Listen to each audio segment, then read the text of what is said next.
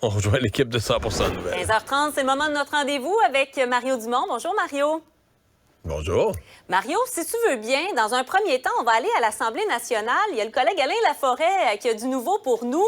Marc Tanguay a nommé ses officiers. Oui, puis il n'y a pas de gros changements. Rappelez-vous, la semaine passée, jeudi, lorsqu'il a été nommé chef par intérim, il avait dit qu'il n'y aurait pas de gros mouvements. On s'attendait que les discussions qui ont lieu en fin de semaine entre Marie-Claude Nichols et lui pouvaient peut-être amener Marie-Claude Nichols à devenir leader parlementaire. Il n'en est rien. Donc, c'est le leader adjoint député de Néligan, Monsef Déragi, qui devient le leader parlementaire à la place de Marc Tanguay, qui a pris l'intérim de Dominique Anglade. Virginie Dufour, la députée de Mille-Îles, devient la leader parlementaire adjointe. Pour ce qui est des deux autres, il n'y a absolument rien qui change. Philomena Roti-Roti, la députée de Jeanne-Mance-Vigée, reste whip en chef. Et Enrico Ciccone, le député de Marquette, reste le président du caucus. C'est le mystère entourant, entre autres, les négociations avec la députée de Vaudreuil qui a été expulsée du caucus le 27 octobre dernier, qui a conduit, qui a précipité le départ de Dominique Anglade. On sait qu'elle voulait le poste de troisième vice-présidente. C'est un poste qui avait été, entre autres, accordé par la chef sortante à France Benjamin. Jeudi, le nouveau chef par intérim laisse entendre qu'il n'y aurait peut-être pas de changement au niveau de la troisième vice-présidence. Ça, c'est à suivre. Il n'y a pas beaucoup de choses qui filtrent de la réunion qui a eu lieu hier. Rappelons qu'il y a un caucus du Parti libéral qui va débuter demain pour 3 jours à l'Assemblée nationale. Donc, les nouveaux officiers. Le gros changement, c'est Monsef Déragi qui devient le leader parlementaire et Virginie Dufour qui est la leader parlementaire adjointe. Ça vient tout juste de sortir. Merci beaucoup, Alain. Je retourne donc à Mario. Monsef Déragi, leader parlementaire. Qu'est-ce que ça dit, ça, Mario? Bien, ça veut dire que même s'il songe à être candidat à la direction du parti, on ne s'est pas retenu de lui donner une fonction. Ça dit quelque chose. Quand un parti a un gros caucus, ben du monde, comme on mêle pas les affaires. Là. On dit, bon, ben, tous ceux qui veulent être candidat à la chefferie, mais là, même Mme Dufour, qui devient la leader adjointe, bon, elle a fait de la politique municipale à Laval, là, mais elle n'a aucune expérience parlementaire. Donc là, elle vient d'être nommée leader adjointe. Donc pour les libéraux, là, disons, c'est la deuxième, là, c'est l'adjointe, la deuxième avocate qui va faire la procédure à l'Assemblée nationale. Et elle est nommée alors qu'elle n'a pas encore siégé une journée, là. Elle va être en charge là, de défendre les libéraux, puis de défendre le respect du règlement, puis dans le cours des travaux parlementaires, quand le leader est absent de la Chambre, c'est elle qui doit dire oui, doit dire non, donner son consentement ou pas. Mais elle n'a jamais assisté à une journée de travaux. C'est pas pour dire qu'elle sera pas bonne, c'est plus pour dire, tu sais, le Parti libéral n'a plus beaucoup de monde. Là, une fois que tu enlèves Mme Nichols, bon, elle va peut-être revenir, tu enlèves Mme Anglade, là, il reste 20 députés. Là-dessus, il y en a 10 qui sont des nouveaux. Donc, t'as pas un si grand éventail de choix que ça, puis des gens qui ont vraiment de l'expérience, puis tout ça, on doit composer avec l'équipe qu'on a, là. Parlons du port du masque. Bon, là, on l'a vu ce matin, recommandé par la santé publique en Ontario. Le premier ministre Doug Ford qui l'avait fait la veille.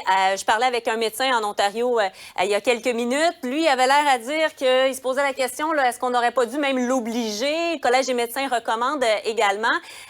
La santé publique va devoir nous parler ici au Québec. Et est-ce que tu vois un scénario où on pourrait revenir vers une obligation? Non. Non. Peut-être dans certains lieux très précis. Là, c'est déjà le cas, par exemple, encore dans les CHSLD ou dans certains types d'établissements. Est-ce qu'on pourrait élargir là, la liste? Mais non, le port, là, on va dire, généralisé là, dans tous les lieux publics. Les transports, à moins qu'il se passe des affaires. Métro? Transport en commun, c'est le dernier endroit où on l'a enlevé. Ce matin, Véronique, là, notre collègue, était aux abords d'un transport en commun, puis c'est un endroit quand même où les gens étaient assez enclins là, à le porter. Plusieurs le portaient plus que n'importe où ailleurs. Là, plusieurs le portaient parce que c'est certain que c'est un lieu de proximité assez exceptionnel. Là. C'est rare que tu es aussi en contact de proches pendant plusieurs minutes avec des étrangers que dans le transport en commun. Même dans un magasin, tu vas croiser des gens, mais c'est rare que tu vas t'arrêter peut-être dans le fil pour payer. T'es pris aussi, là. T'es pris là un peu. Oui, t'es pris dans un espace fermé avec avec toutes sortes de gens, là, avec beaucoup de gens, avec des étrangers. Donc ça pourrait, mais moi, je m'attends pas à ce que l'approche obligatoire soit préconisée. Donc, Mais il reste que présentement, le Collège des médecins fait une recommandation, mais ça remplace pas la santé publique. Là. En Ontario, ce matin, c'est le directeur de la santé publique. Eux, ils l'appellent le médecin hygiéniste en chef, là, mais c'est l'équivalent, c'est notre directeur de la santé publique, le docteur Boileau, chez nous, qui devrait donner une directive ou faire une recommandation du même genre. Je m'attends à ce qu'il fasse. Il y a des problèmes à l'heure actuelle dans le réseau hospitalier, des problèmes surtout dans les hôpitaux pédiatriques. Et est-ce qu'on peut aider, ralentir, au moins... Commencer, les premières personnes à qui il faudrait dire de porter le masque, c'est les gens qui sont malades. Là. Si vous sortez, si vous allez travailler, que vous toussez, etc. Ça a été dit, là. Aussitôt que vous avez des symptômes, vous mettez le masque. Oui. Mais peut-être qu'il faudra repasser une autre couche, donner des recommandations un peu plus fermes. Comme en Ontario, un matin, j'ai l'impression que ça a porté. Là. Le message était plus ferme, plus solennel, plus officiel. Et mais... Ce qui m'a étonné quand même, juste en entendant ça, je sais pas si tu as vu en fin de semaine, Éric Duhem, Maxime Bernier, qui sont déjà sortis contre le masque. Or, ou bien j'ai rien compris, ou bien je pensais moi, que ces gens-là étaient en faveur de la liberté de choix. Il me semble Éric Duhem disait, là, les autorités, les médecins qui nous disent leurs recommandations, puis ensuite qui nous laissent la liberté d'agir, etc. Puis finalement, c'est plus ça. Là. Il faudrait que ce soit plus de masse du tout. Je sais pas ce qu'il faudrait que ce soit. Je sais pas s'ils ont d'autres informations ou une autre lecture ou d'autres données sur l'état des hôpitaux, mais juste l'idée que le Collège des médecins recommande... Écoute, c'est les médecins recommandent le port du masque. Je ne sais pas en vertu de quoi, eux, qu'est-ce qu'ils ont comme information supplémentaire ou comme données supplémentaires pour dire que c'est une mauvaise recommandation. Enfin, c'est à voir.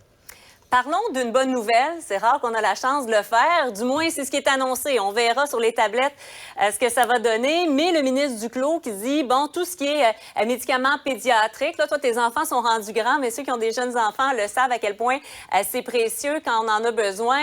Il semblerait qu'on va être capable de résoudre ça au Canada, là. Ouais, et tant mieux. Mais sincèrement, difficile de donner beaucoup de commentaires. C'est un engagement. Il faut prendre la parole du ministre Duclos. À date, là, quand il a été question d'autres achats du genre, il a livré. Donc, on peut penser qu'il va livrer la marchandise cette fois-ci aussi. Tant mieux. Non, moi, c'est pas un problème dans mon quotidien. Le mois passé, on a fêté les 20 ans de mon bébé. Là. J'ai plus le temps propre pour enfants, c'est plus dans mon quotidien.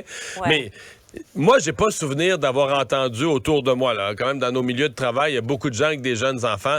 J'ai pas souvenir d'avoir entendu autant de parents se plaindre d'enfants malades. Là. Jamais dans ma vie. Là. Tout le monde, ils parlent rien que de ça, on n'a pas dormi. Là. Puis là, ça finit plus. Là, les enfants, même des gens, je parle à des gens du milieu politique, il y en a qui me disent depuis l'élection, ceux qui ont des petits-enfants, depuis l'élection, ça n'a jamais arrêté. Là. Il revient de la garderie, il est malade. Là, c'est le grand frère ou la grande sœur qui est à l'école. C'est les parents qui tombent malades. Quand on guérit d'un virus, on en attrape un autre, ça n'arrête jamais. Ouais, fait que ça semble être un autre... Ouais. Non, j'allais dire pourvu qu'il n'y ait pas de pénurie de cache-cerne, là, parce que là, si on en a besoin, les parents, parce qu'en effet, les enfants sont très malades. Je te coupe, Mario, parce que je veux te parler absolument d'espionnage industriel avec ce qu'on apprend. Donc, un individu qui est soupçonné d'espionnage chez Hydro-Québec et le ministre de l'Industrie, ministre fédéral, François-Philippe Champagne, a réagi sur cette question-là. On peut l'écouter tout de suite. On parle d'un individu qui était impliqué dans le domaine des batteries. Vous savez, c'est un des domaines où, au Québec, au Canada, présentement, on est devenu le deuxième au monde comme joueur en importance dans ce domaine-là. Alors, quand il s'agit de propriété intellectuelle, quand il s'agit de minéraux critiques, quand il s'agit de chaînes d'approvisionnement qui sont critiques à l'économie du 21e siècle, moi, je pense qu'on doit faire preuve d'énormément de vigilance. C'est une première au Canada, des accusations comme celle-là, Mario, et il faut dire que c'est du sérieux, là. Ah, c'est extrêmement sérieux. Tant mieux là, que la GRC, quelqu'un a détecté un problème, la GRC a agi, des accusations vont être portées contre l'individu. Je comprends qu'il va comparaître demain. Ouais. Je suis pas capable de m'empêcher de me demander, il y en a eu combien d'autres? C'est un peu la question qui me vient, moi. Est-ce que c'est la première fois? Que quelqu'un, on le sait, là, la Chine a des opérations, en tout cas, c'est réputé mondialement, d'espionnage industriel, de tentatives de de prendre la recherche, la science des autres, la technologie des autres, en tout ou en partie, là, tu sais, mais... Donc, est-ce que c'est... tu sais... c'est le genre de matière où, au Canada, de façon générale, on a tendance à être naïf, là, tu sais, puis être du bon monde, puis de vouloir faire des bonnes affaires avec tout le monde, puis d'être bien gentil. Fait que est-ce qu'on attache nos lacets assez serrés sur des questions comme celle-là? Je suis pas toujours certain. Moi. Bon, là, la GRC a agi. On a attrapé quelqu'un. J'espère qu'on va faire quelque chose d'exemplaire. J'espère qu'on va passer le message aux autres des dangers au Canada d'avoir ce genre de comportement-là. Quand je regardais ça tantôt, je me disais, ouais, c'est le premier qu'on attrape. Là, c'est-tu le premier qui fait ça? Peut-être. À travers ça, il y a un message aussi pour les dirigeants d'entreprise, de voir aller ça, de se dire, ouais, peut-être que c'est pas juste dans les films, finalement. Donc, il y a de la sensibilisation, dis-je bien, à travers ça aussi. Merci beaucoup, Mario. Bonne fin de journée. Savoir et